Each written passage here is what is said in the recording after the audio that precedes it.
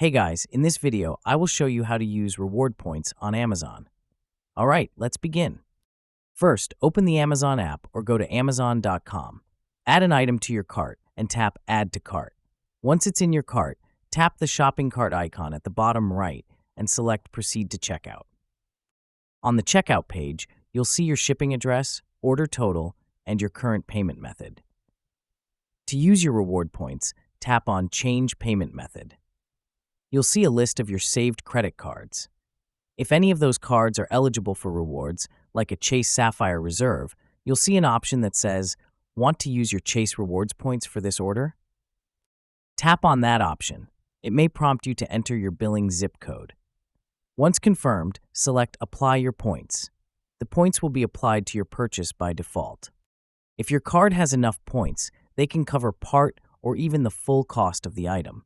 This allows you to use accumulated credit card rewards directly at checkout, making your Amazon order cheaper or even free.